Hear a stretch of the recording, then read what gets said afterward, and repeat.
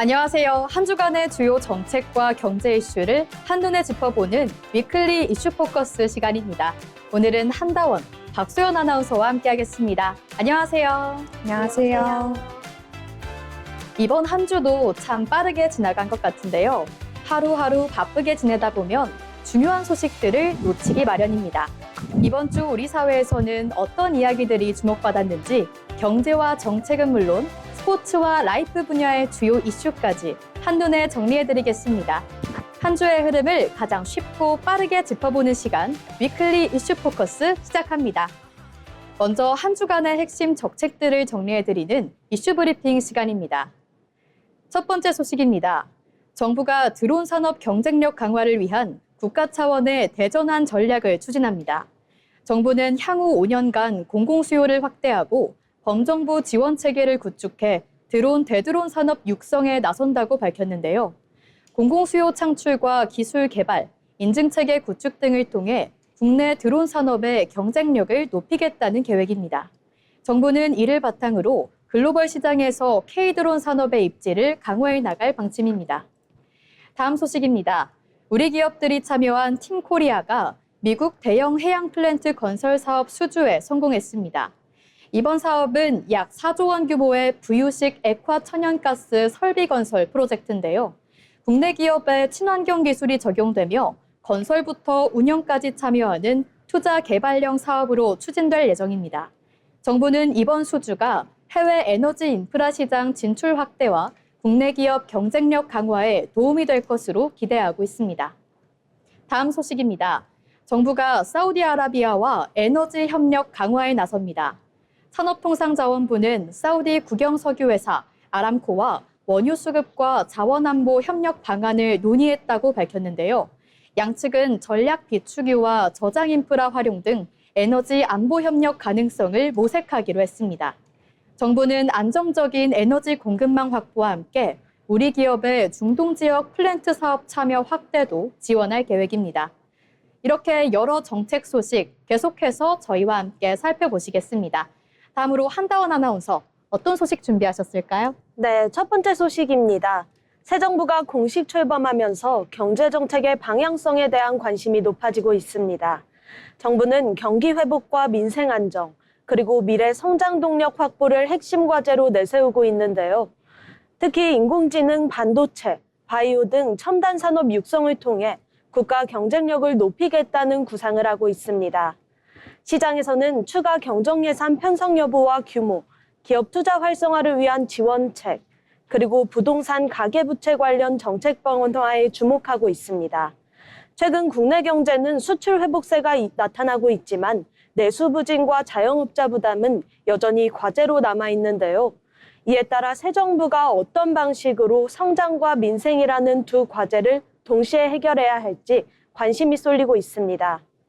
전문가들은 정책 방향 자체도 중요하지만 실제 실행 속도와 구체적인 재원 마련 방안이 향후 경제 흐름을 결정할 핵심 요소가 될 것으로 보고 있습니다. 다음 소식입니다. AI 산업을 둘러싼 글로벌 경쟁이 더욱 치열해지고 있습니다. 생성형 AI를 넘어 제조업과 로봇, 자율주행, 헬스케어 등 산업 전반으로 AI 기술이 확산되면서 기업들의 투자 경쟁도 가속화되고 있는데요. 국내 기업들도 발빠르게 대응하고 있습니다. 최근에는 엔비디아와 국내 대기업 간 협력 가능성이 시장의 관심을 받으며 관련 종목들이 강세를 보이기도 했습니다. 특히 AI 데이터 센터 구축과 고성능 반도체, AI 모델 개발 역량이 기업 경쟁력을 좌우하는 핵심 요소로 꼽히고 있습니다.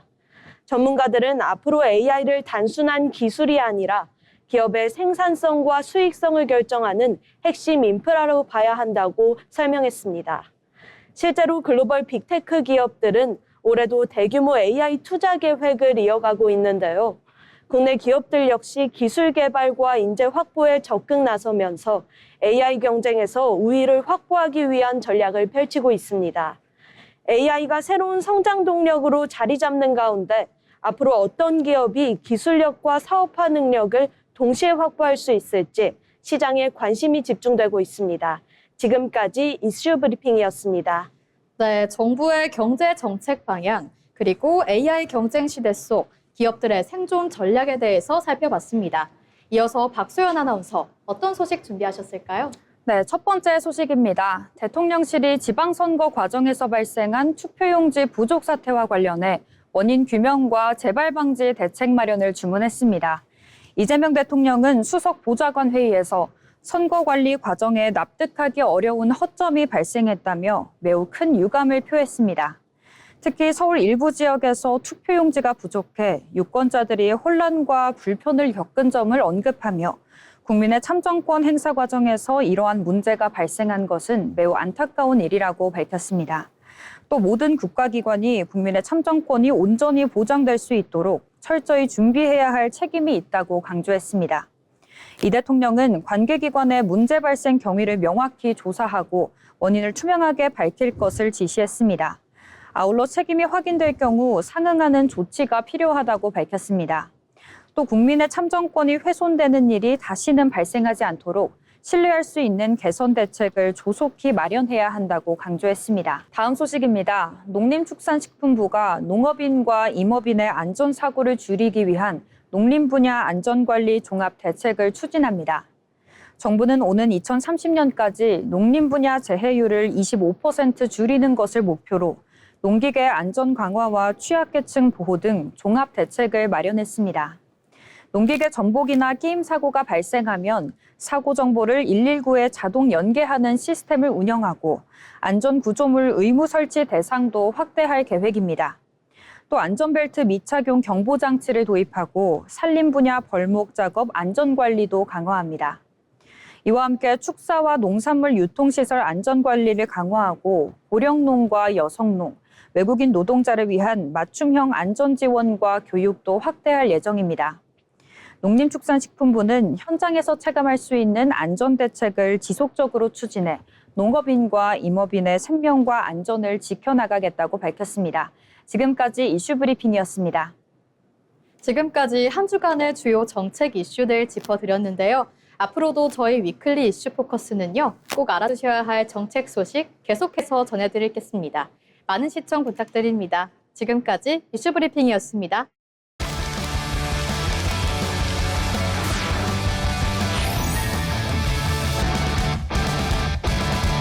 이번 시간은 우리의 미래를 바꾸는 산업들을 탐구하는 산업백과 시간입니다. 한다원 아나운서, 오늘 어떤 산업 준비하셨을까요? 네, 오늘은 디지털 헬스케어 산업 소식입니다. 병원에 직접 가지 않고 스마트폰으로 진료 상담을 받고 손목에 찬 웨어러블 기기로 건강 상태를 실시간 확인하는 시대가 왔습니다.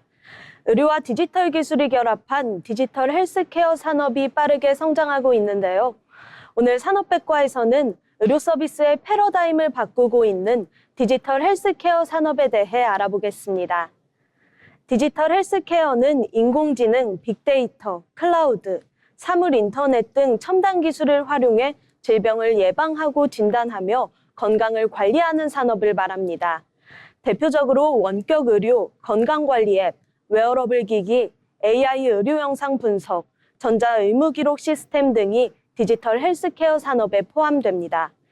과거에는 병원 중심의 의료 서비스가 주를 이루었다면 이제는 개인이 일상 속에서 자신의 건강을 관리하는 방향으로 시장이 변화하고 있습니다. 디지털 헬스케어 산업이 성장하는 가장 큰 이유는 고령화와 만성질환 증가 때문입니다. 의료 수요는 빠르게 늘어나고 있지만 의료 인력은 한정돼 있는데요. 이에 따라 원격 모니터링과 AI 기반 진단 기술을 활용해 보다 효율적으로 의료 서비스를 제공하려는 움직임이 확대되고 있습니다. 여기에 AI 기술 발전과 스마트폰 보급 확대, 웨어러블 기기 확산도 산업 성장을 이끌고 있습니다. 시장 조사 업체들은 한국 디지털 헬스케어 시장이 향후 10년간 두 자릿수 이상의 성장세를 이어갈 것으로 전망하고 있습니다. 일부 전망에 따르면 국내 디지털 헬스케어 시장은 2024년 약 55억 달러 규모에서 2035년 400억 달러 이상으로 성장할 것으로 예상하고 있습니다. 글로벌 시장 역시 빠르게 확대되고 있는데요. 전 세계 디지털 헬스 시장은 2030년 이후 수천억 달러 규모로 성장할 것으로 전망되며 AI 의료 시장 역시 연평균 30% 이상의 고성장을 이어갈 것으로 보고 있습니다. 국내에서는 AI 의료 영상 분석 기업인 루닛, 뷰노 등이 대표적인 디지털 헬스케어 기업으로 꼽힙니다. 이들 기업은 AI를 활용해 암이나 질환을 조기에 발견하는 솔루션을 개발하며 해외 시장 진출도 확대하고 있습니다. 또한 삼성전자와 같은 대기업들도 스마트워치와 헬스 플랫폼을 통해 디지털 헬스케어 시장 공략에 나서고 있습니다. 전문가들은 앞으로 디지털 헬스케어가 단순 건강관리 서비스를 넘어 개인 맞춤형 의료 시대를 이끌 것으로 전망하고 있습니다. AI가 진단을 돕고 AI 기기가 건강 상태를 실시간으로 모니터링하며 환자들은 집에서도 의료 서비스를 받을 수 있는 환경이 점차 확대될 것으로 보이는데요. 다만 개인정보 보호와 의료 데이터 활용, 규제 개선 등은 여전히 해결해야 할 문제로 남아 있습니다. 의료와 AI, 빅데이터가 만나고 있는 디지털 헬스케어 산업, 고령화 사회와 기술 발전이라는 흐름 속에서 미래 의료 산업의 핵심 성장 동력으로 주목받고 있습니다. 지금까지 산업백과였습니다. 이제는 건강관리도 인공지능이 도와주는 시대가 됐다는 게 새삼 놀랍게 느껴지는데요. 이렇게 달라지는 세상의 모습은 막연한 느낌이 아니라 실제 숫자와 통계에서도 확인할 수 있습니다. 이어서 정확한 데이터로 트렌드를 짚어보는 데이터픽 시간입니다. 박상우 아나운서가 전해드립니다. 숫자로 트렌드를 짚어보는 데이터픽 시간입니다. 여러분은 마지막으로 지갑을 열어보신 게 언젠가요? 카드도 아니고 스마트폰도 아니고 직접 현금을 꺼내서 계산한 게 마지막으로 언제였는지 떠올리기가 쉽지 않으신 분들이 많을 겁니다. 오늘 데이터픽은 우리 일상에서 조용히 사라지고 있는 현금 이야기입니다. 한국은행이 올해 발표한 지급수단 이용행태 조사에 따르면 지난해 전체 결제에서 현금이 차지하는 비중은 15.9%였습니다. 2013년까지만 해도 41.3%였던 것과 비교하면 10년 만에 절반 이하로 내려앉은 겁니다. 현재 결제수단 1위는 신용카드가 46.2%, 그 뒤를 체크카드가 16.4%로 잇고 있으며 현금은 3위를 기록했습니다. 모바일 카드 이용률도 12.9%까지 올라오면서 현금과 거의 같은 수준에 도달했습니다. 같은 한국은행 자료를 보면 간편결제 이용 건수는 하루 평균 2,971만 건으로 전년보다 13% 늘었습니다. 현금은 줄고 손가락 하나로 하는 결제가 빠르게 그 자리를 채우고 있는 겁니다. 이 변화의 속도가 붙은 데는 코로나19가 결정적이었습니다. 비대면이 일상이 되면서 현금 대신 QR코드와 간편결제가 빠르게 자리를 잡았고 카드와 핀테크의 시장 비중은 2019년 50대 50에서 5년 만에 30대 70으로 기울었습니다. 팬데믹이 끝난 뒤에도 바뀐 결제 습관은 돌아오지 않았습니다. 문제는 이 변화가 모두에게 편리하지만은 않다는 점입니다. 현금이 줄면서 현금을 쓸 수 있는 곳도 함께 줄고 있습니다. 한국은행 조사에서 상점이나 음식점 등에서 현금 결제를 거부당한 경험이 있다는 응답자 비중은 2018년 0.5%에서 2021년 6.9%로 3년 만에 10배 넘게 뛰었습니다. 현금을 가지고 나가도 받아주는 곳이 점점 줄고 있다는 뜻입니다. 현금이 사라지는 속도는 대중교통에서도 확인됐습니다. 2024년 제주 시내버스가 전 노선에서 현금 승차를 폐지했고 2025년에는 대구와 광주가 뒤를 따랐습니다. 광주의 경우 시내버스 현금 이용률이 2014년 10.5%에서 2025년 1월 기준 1.6%까지 떨어진 끝에 내린 결정이었습니다. 대안으로 제시된 건 QR코드와 계좌이체, 모두 스마트폰이 필요한 방식이었습니다. 전문가들은 이 흐름을 이렇게 짚었습니다. 한국은행 이경태 부연구위원은 현금을 받지 않은 상점이 늘면서 디지털 이해도에 따른 결제 활용도 차이가 크다면서 단기적으로는 현금 결제 수용성을 높이는 정책 방안을 마련하는 동시에 중장기적으로는 디지털 소외계층도 손쉽게 활용할 수 있도록 정책적 고려가 필요하다고 밝혔습니다. 편리함은 분명합니다. 더 빠르고 더 간편하고 잔돈을 셀 필요도 없습니다. 그런데 그 편리함이 모두의 것이 되지 못할 때 우리는 그것을 여전히 발전이라고 부를 수 있을까요? 변화의 속도만큼 아무도 뒤처지지 않는 속도도 필요한 시점입니다. 지금까지 데이터픽이었습니다.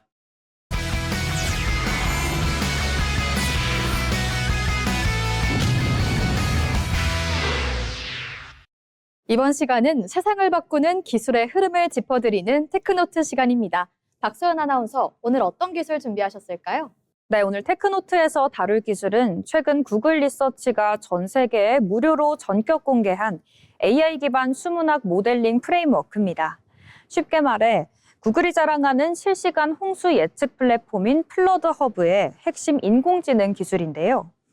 구글은 지난 3일 이 첨단 기술의 핵심 소스 코드를 전 세계 누구나 제약 없이 사용할 수 있도록 오픈소스로 전격 선언하며 깃허브에 공개했습니다. 막대한 개발 비용이 투입된 재난방어 AI 기술을 인류의 안전을 위해 전 세계 사회에 환원한 사례로 큰 주목을 받고 있습니다. 그렇다면 이 AI는 어떤 원리로 홍수를 정확하게 예측하는 걸까요? 핵심은 인간의 기억 능력을 본뜬 장단기 메모리라는 인공지능 신경망 구조에 있습니다. 이 AI 시스템은 강수량과 기온 같은 기상 예측 데이터는 물론 해당 지역의 토양 상태, 지형적 특성 등 땅이 물을 얼마나 흡수하는지에 대한 복잡한 환경 인자들을 모두 입력받습니다. 그리고 시간이 흐름에 따라 강물이 불어나는 실시간 수량 변화를 스스로 계산해냅니다. 기존 컴퓨터 시뮬레이션 방식보다 훨씬 방대한 양의 데이터를 정밀하게 학습하기 때문에 홍수 발생 가능성을 높은 확률로 사전 예측할 수 있습니다. 특히 기습적인 폭우 상황에서도 과거의 누적된 패턴을 바탕으로 수위 변화를 영리하게 유추해내는 것이 이 기술의 가장 큰 장점입니다. 여기에 효과적인 기술적 장치가 하나 더 더해졌습니다. 구글은 전 세계 하천 데이터가 집약된 카라반 데이터셋을 통해 이 AI를 먼저 표준 학습시켰습니다. 국가마다 혹은 지역마다 하천의 폭이나 지형적 특성이 완전히 다르기 때문에 하나의 AI 모델만으로는 현장 적용에 한계가 있을 수밖에 없는데요. 구글은 각국의 기상기관이 이 AI 시스템을 도입한 뒤 자신들 지역의 고유 관측 데이터와 수문 정보를 추가해 미세 조정할 수 있게 설계했습니다. 이를 통해 각 지역 환경에 완벽히 최적화된 맞춤형 홍수 예보 시스템을 구축할 수 있게 됐습니다. 구글은 기술 고도화를 거친 2세대 모델도 함께 공개했는데요.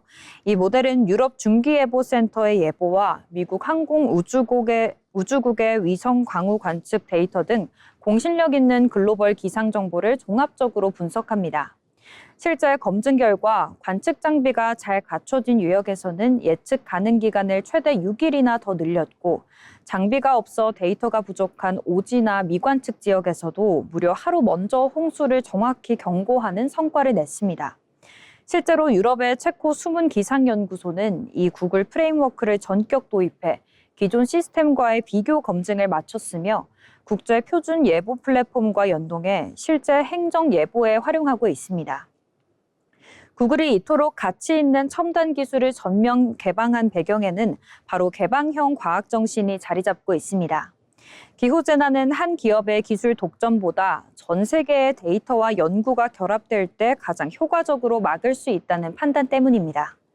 이에 대해 세계기상기구 역시 예산과 인프라 부족으로 홍수 예보에 어려움을 겪던 기후 취약국가와 개발도상국에 강력한 재난방어 무기가 생겼다며 높이 평가했습니다. 기업의 상업적 이익을 넘어 인류의 생명과 안전을 지키기 위해 기술의 장벽을 허문 구글의 인공지능 기술, 앞으로 전 세계 기후 위기 대응에 든든한 초석이 되기를 기대해 봅니다. 첨단 기술이 상업적 이익을 넘어 공익적 가치와 결합할 때 기후 위기 대응을 위한 국제적 연대 역시 더욱 힘을 얻을 것으로 보입니다. 지금까지 테크노트였습니다. 첨단 기술이 기업의 이익을 넘어서 사람들의 안전과 공익을 위해 활용될 수 있다는 점이 참 인상 깊습니다. 결국 이렇게 세상을 바꾸는 기술의 시작에는 새로운 가능성에 도전하는 사람들이 있기 마련입니다. 이어서 기술로 혁신을 주도하는 인물을 소개하는 테크인 시간입니다. 오늘은 어떤 분을 만나볼 수 있을까요? 김하늘 아나운서가 전해드립니다. 기술 산업 속 인물들의 이야기와 흐름을 짚어보는 테크인 시간입니다.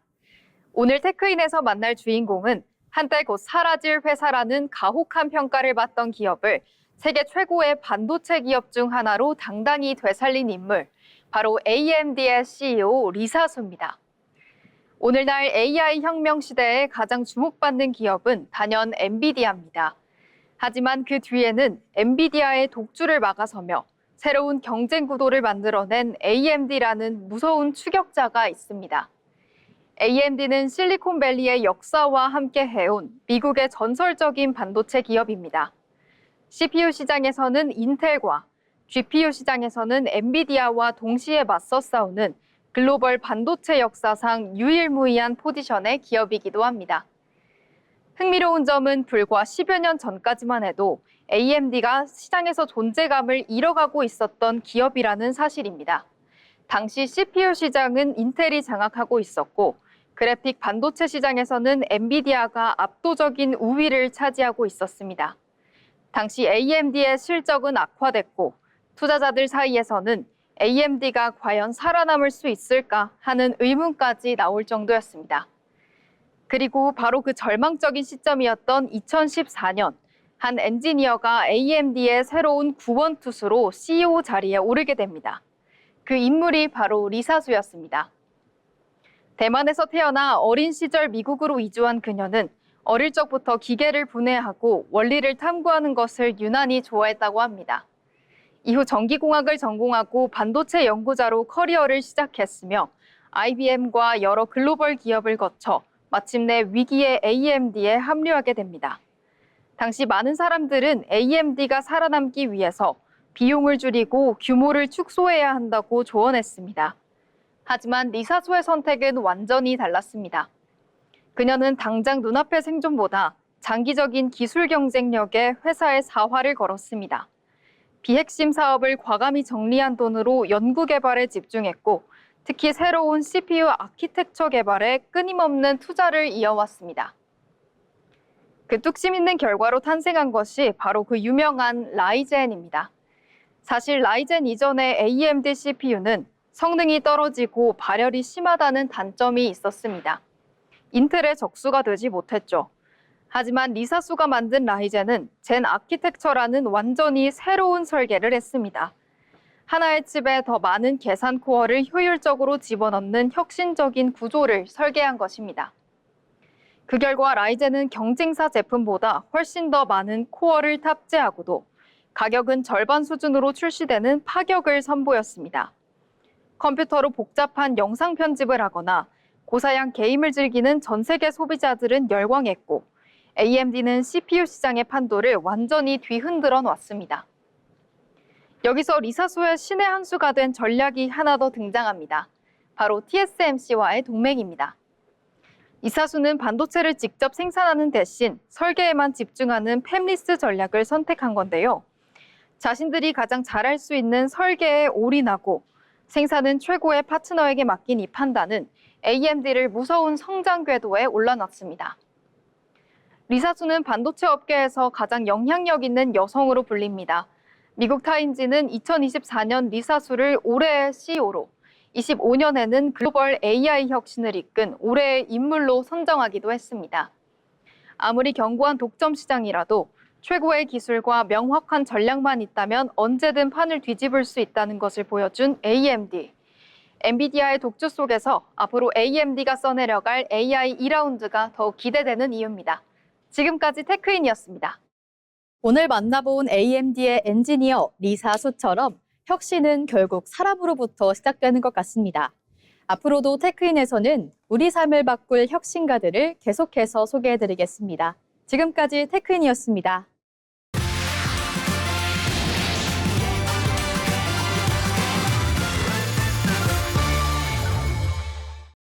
이어서 주식 초보와 함께 걷는 투자 길잡이 머니루트 시간입니다. 오늘도 주식과 경제 이야기 쉽고 간단하게 풀어드리려고 하는데요. 먼저 경제 뉴스 함께 살펴보겠습니다. 상속과 증여에 대한 관심이 높아지는 가운데 국세청이 온라인에 퍼진 절세 정보 바로잡기에 나섭니다. 국세청은 최근 유튜브와 SNS를 통해 확산된 상속 증여세 관련 정보 가운데 오해 소지가 큰 사례를 공개했는데요. 특히 소득이 있는 자녀에게 생활비를 보태거나 부모가 보낸 돈이 저축과 투자로 이어질 경우 증여세가 부과될 수 있다고 설명했습니다.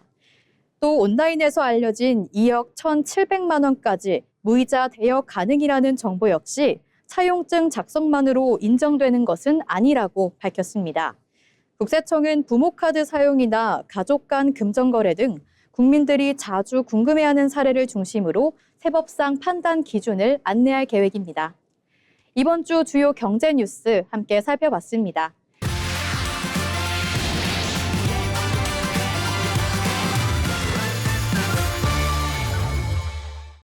주린이를 위한 쉽고 친절한 주식 설명 시간 주린이 가이드입니다. 여러분, 큰맘 먹고 주식 계좌를 개설하신 분들 많으시죠? 근데 막상 계좌에 돈을 넣고 앱을 켰더니 숨을 턱 막히는 외계어들이 가득합니다. 예수금, 증거금, 내가 넣은 돈은 하나인데 왜 계좌에 숫자가 다 다르게 적혀 있을까까지 당황하셨을 텐데요. 이 용어들을 제대로 모르면 나도 모르게 빚을 지거나 내 주식이 강제로 팔려나가는 무서운 일들이 벌어지기도 합니다. 그래서 준비했습니다. 오늘 주린이 가이드에서는 예수금부터 미수금까지 내 계좌 속 외계어들을 번역해드리겠습니다. 가장 먼저 보이는 단어 바로 예수금입니다. 한자가 어려워서 그렇지 쉽게 말해 주식 사려고 계좌에 넣어둔 내 생돈입니다. 그냥 내 통장 잔액인 거죠. 근데 주식을 사고 나면 이상한 일들이 벌어집니다. 오늘 10만 원짜리 주식을 한 주 샀는데 내 예수금에서 바로 10만 원이 빠져나가지 않거나 주식을 팔았는데 바로 내 은행 통장으로 돈이 안 옮겨지시는 경험 해보셨을 텐데요. 왜 그럴까요? 우리나라 주식시장은 내가 거래 버튼을 누른 날로부터 이틀 뒤에 진짜 돈과 주식이 오가는 3일 결제 시스템을 사용한다고 합니다. 오늘을 디데이라고 하면 주말을 제외하고 이틀 뒤인 D+2일이 되어야 진짜 내 돈이 정산되는 거죠. 그래서 앱에 D+1 예수금, D+2 예수금이라고 복잡하게 적혀 있는 겁니다. 아, 내 돈이 완전히 정산되려면 이틀이 걸리는구나 이렇게 생각하시면 가장 편합니다. 그 다음으로 헷갈리는 게 바로 증거금입니다. 이건 주식을 살 때 되는 계약금이라고 이해하시면 편합니다. 우리가 대형마트에서 물건을 살 때는 돈을 100% 다 내야 하지만 주식시장은 이틀 뒤에 정산하잖아요. 그래서 증권사가 이렇게 말하는 겁니다. 이틀 뒤에 잔금 치를 거니까 일단 오늘은 계약금만 걸어주자는 겁니다.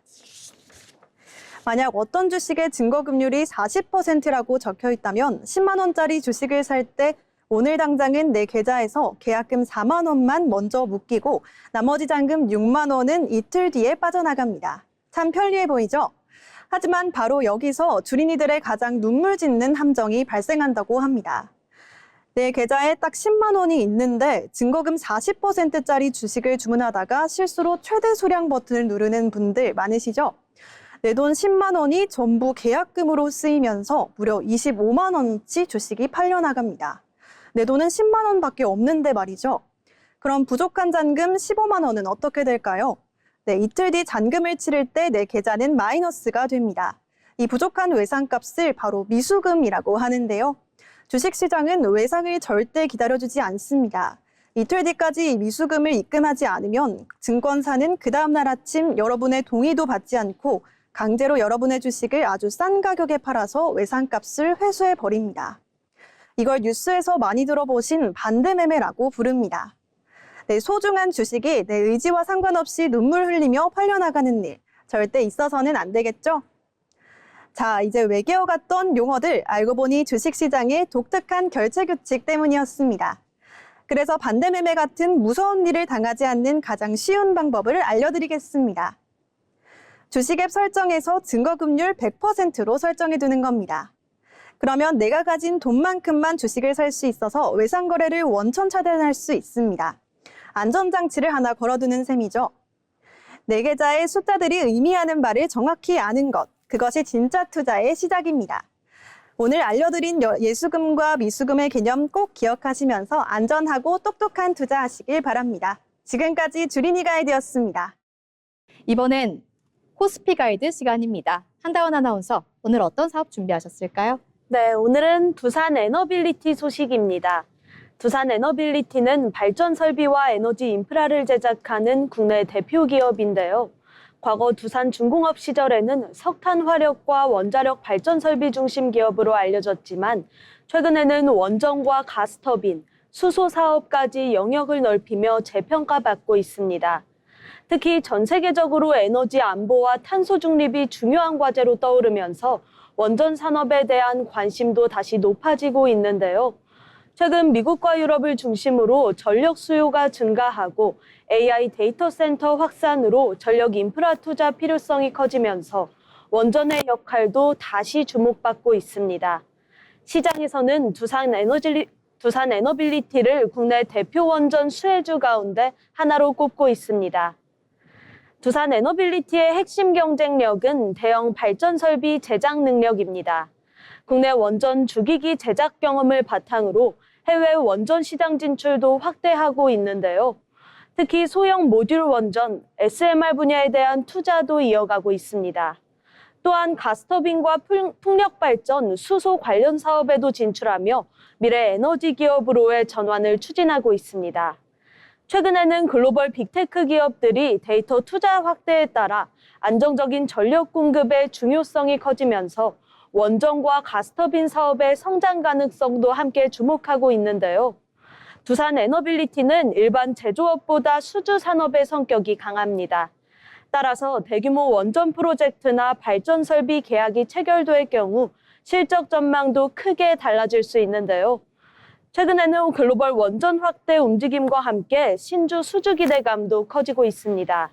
시장에서는 앞으로 수주 잔고가 얼마나 늘어나는지가 기업 가치 평가의 중요한 기준이 될 것으로 보고 있습니다. 또 수주 산업 특성상 단기 실적보다 향후 수년간 확보한 일감 규모가 중요하기 때문에 투자자들은 신규 수주 발표와 해외 프로젝트 진행 상황을 면밀히 살펴보고 있습니다. 앞으로의 관전 포인트는 세 가지입니다. 첫째, 해외 원전 프로젝트 수주 여부입니다. 둘째, SMR 시장 성장에 얼마나 빠르게 적응할지입니다. 셋째, 원전 외 가스터빈과 신재생 에너지 사업이 새로운 성장 동력으로 자리 잡을 수 있을지입니다. 에너지 전환 시대 속에서 다시 주목받고 있는 두산 에너빌리티. 앞으로 글로벌 원전 시장 확대가 실제 수주와 실적으로 이어질 수 있을지가 주가 흐름의 핵심 변수가 될 것으로 전망됩니다. 또한 AI 시대에 증가하는 전력 수주를 얼마나 기회로 연결할 수 있을지도 중요한 관전 포인트로 보고 있습니다. 지금까지 코스피 가이드였습니다. 네, 한다원 아나운서와 함께 두산 에너빌리티 짚어봤습니다. 원전 부활의 중심에 선 두산 에너빌리티, 강점은 대형 발전 설비 제작 능력이고 실적은 결국 수주가 좌우하는데요. 글로벌 원전 시장 확대와 신규 프로젝트 수주 여부가 앞으로의 핵심 관전 포인트로 볼 수 있겠습니다. 이어서 주식 시장을 봤으니 이번에는 가상자산 시장을 살펴보겠습니다. 코인 가이드 박소연 아나운서 전해주시죠. 네, 사용하지 않는 빈 방을 필요한 사람에게 빌려주고 수익을 얻는 공유 경제 서비스 에어비앤비 많이들 들어보셨을 텐데요. 오늘 소개해드릴 기술은 이런 공유 경제 개념을 컴퓨터와 블록체인 세계로 확장한 기술입니다. 바로 탈중앙화 물리적 인프라 네트워크, 줄여서 DPN입니다. 이름은 어렵지만 개념은 의외로 간단합니다. 개인이 사용하지 않는 저장 공간이나 디지털 자원을 네트워크에 제공하고 그 대가로 가상자산을 보상받는 구조입니다. 쉽게 말해 집에 남는 방을 빌려주듯 사용하지 않는 컴퓨터 자원을 필요한 곳과 공유하는 개념이라고 이해하시면 됩니다. 이렇게 전 세계에 흩어져 있는 개인의 자원을 연결해 하나의 거대한 인프라를 만드는 것이 바로 DPN의 핵심입니다. 최근 인공지능 산업이 빠르게 성장하면서 데이터 저장 공간과 고성능 연산 자원 수요도 폭발적으로 늘고 있습니다. 생성형 AI가 답변을 만들고 이미지를 생성하는 과정에는 막대한 양의 데이터 처리와 연산 능력이 필요하기 때문입니다. 기존에는 아마존이나 구글 같은 대형 IT 기업들이 막대한 비용을 들여 데이터 센터를 구축하고 이를 공급해 왔습니다. 하지만 DP는 조금 다른 해법을 제시합니다. 전 세계 개인들이 제공한 저장 공간과 컴퓨터 자원을 블록체인으로 연결해 대규모 분산형 인프라를 구축하는 겁니다. 자원을 제공한 개인은 보상을 받고 기업은 필요한 자원을 보다 효율적으로 이용할 수 있습니다. 특히 특정 기업의 자원이 집중되지 않고 네트워크 전체에 분산된다는 점이 인상적입니다. DP는 이렇게 인프라를 구축하는 방식 자체를 바꾸고 있는 새로운 모델로 주목받고 있습니다. DP는 더 이상 개념에 머무는 기술이 아닙니다. 실제로 영화와 게임 산업에서는 대규모 그래픽 작업을 처리하기 위해 분산형 렌더링 네트워크가 활용되고 있습니다. 영화 속 복잡한 시각 효과나 고사양 게임 그래픽을 구현하려면 엄청난 연산 능력이 필요한데요. 이때 여러 참여자의 자원을 연결해 작업을 분산 처리하는 방식이 새로운 대안으로 떠오르고 있습니다. 또 일부 프로젝트는 개인이 설치한 무선 장비를 연결해 통신망을 구축하거나 이용자들의 저장 공간을 연결해 분산형 클라우드 서비스를 제공하고 있습니다. 과거에는 기업이 직접 구축해야 했던 인프라를 수많은 참여자가 함께 만들어가는 새로운 방식인 셈입니다. 눈에 보이지 않던 블록체인 기술이 현실 산업의 기반을 뒷받침하는 영역으로 확장되고 있는 겁니다. DPN이 주목받는 이유는 단순히 새로운 가상자산 프로젝트이기 때문만은 아닐 겁니다. 그동안 블록체인 기술은 금융 서비스나 디지털 자산 거래 중심으로 활용돼 왔는데요. DP는 한 걸음 더 나아가 저장 공간과 연산 자원, 통신망 같은 현실의 인프라를 구축하는 데 활용되고 있습니다. 눈에 보이지 않던 블록체인 기술이 현실 세계의 문제를 해결하는 도구로 확장되고 있는 건데요. DP는 블록체인 기술이 현실 산업과 연결될 수 있다는 가능성을 보여주는 대표 사례로 평가받고 있습니다. 앞으로 가상자산 시장 역시 단순한 기대감보다 실제 활용성과 산업적 가치를 갖춘 프로젝트를 중심으로 재편될지 주목됩니다. 지금까지 코인 가이드였습니다. 네, 오늘도 코스피 가이드 그리고 코인 가이드와 함께 다양한 투자 정보를 만나봤습니다. 이것으로 오늘의 머니루트를 마치겠습니다. 이어서 다가오는 휴가철을 맞아 여행 계획 세우고 계신 분들을 위해 준비한 이야기입니다. 일상 속 유용한 정보를 전해드리는 라이프 플러스 시간입니다. 박상호 아나운서가 전해드립니다. 일상에 필요한 다양한 정보를 제공해드리는 라이프 플러스 시간입니다. 다들 여름 휴가 계획 잘 세우고 계신가요? 제주도나 부산, 경주 등 매년 같은 곳만 찾는 분들이 많으실 텐데요. 올 여름은 조금 다른 선택을 해보시는 게 어떨까요?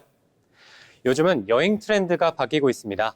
북적이는 유명 관광지 대신 조용하고 로컬 분위기가 살아있는 소도시로 향하는 사람들이 부쩍 늘었습니다.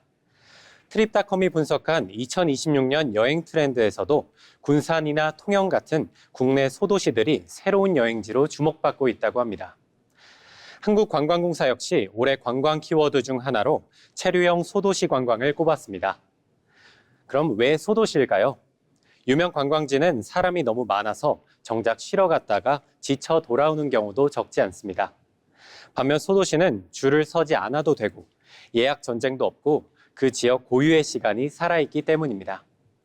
그리고 최근에는 SNS를 통해 현지인 추천 골목과 숨은 카페가 빠르게 공유되면서 이른바 언더독 여행지들이 빠르게 부상하는 흐름도 한몫하고 있다고 합니다. 그렇다면 올여름 어떤 소도시들이 주목받고 있을까요? 지금부터 4곳을 골라 소개시켜 드리겠습니다. 첫 번째로 소개할 곳은 강원도 동해시 묵호입니다. 오래된 항구마을과 감성적인 골목이 어우러진 곳으로 최근 SNS에서 일본 소도시 느낌이 난다는 입소문이 퍼지면서 빠르게 핫플로 자리 잡았습니다. 논골담길 벽화골목과 묵호 등대에서 바다를 바라보며 걷는 코스가 인기이고 항구 앞 횟집에서 즉석 화로회를 떠먹는 것도 묵호 여행에 빠질 수 없는 묘미입니다. 동서울 터미널에서 고속버스로 3시간 정도면 닿을 수 있어 당일치기도 충분히 가능한 여행지입니다. 두 번째로는 전북 군산입니다. 시간여행 도시라는 별칭이 있을 정도로 근대 건축물과 골목이 잘 보존된 곳입니다. 일제강점기 일본식 가옥이 그대로 남아있는 근대거리와 70년대 풍경이 살아있는 경암동 철길 마을은 젊은 여행자들에게 레트로 감성 명소로 자리 잡았습니다. 또 군산하면 빠질 수 없는 것들이 먹거리인데요.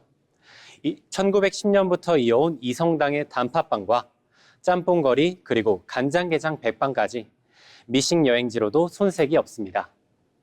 세 번째는 경남 통영입니다. 다도해의 섬들이 그림처럼 펼쳐지는 풍경은 국내 어디에서도 보기 힘든 장면입니다.